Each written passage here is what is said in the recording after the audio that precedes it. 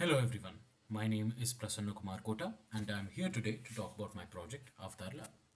Now, just for a second, I want you to imagine that you're just browsing the web and you come across this website and it asks you to upload a video, maybe record your voice for 2 to 3 seconds, and then type out something that you want yourself, that image, to say. Now, once you do that, within less than a minute, suddenly you have a high resolution, lifelike video of yourself saying the words that you've just typed out. This is what we're hoping to achieve with our project Avtar Lab.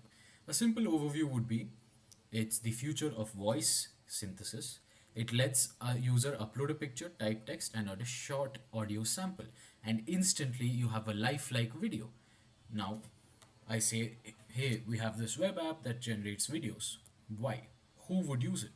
Typically, we're expecting content users or game developers or accessibility advocates. Now, let's go through this one by one. Content creators. I think this one's kind of obvious.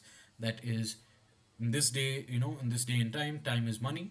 And content creators obviously don't have a lot of time.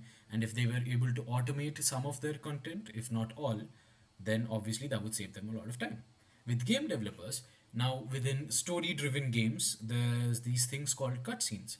And generally, these take up a gigantic amount of the time spent on developing games. This could be mitigated or, in fact, completely eliminated using our application. Accessibility advocates, it helps people who have maybe social anxiety, who stutter, people who struggle speaking.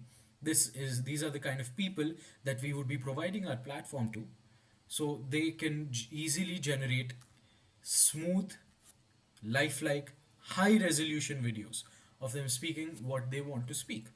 Now, pain points solved are obviously saves time, cuts costs, and personalized audios. There's no need for studios, there's no need for the equipment, there's no need for data sets.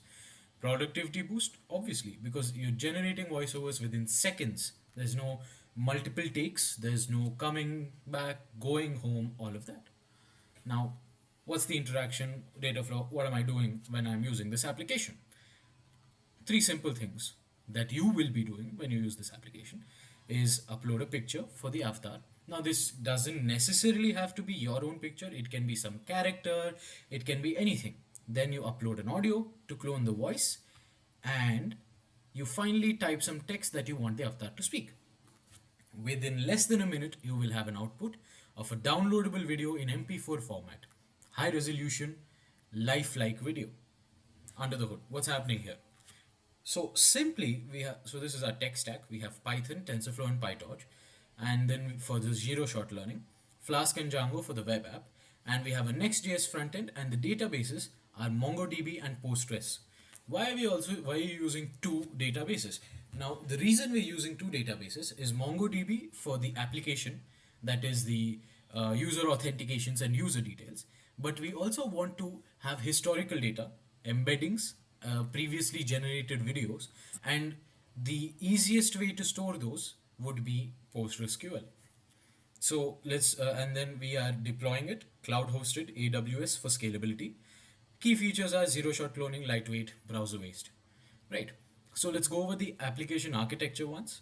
So you have your user, you're authenticated, then you give your input, that is your voice, text, and image.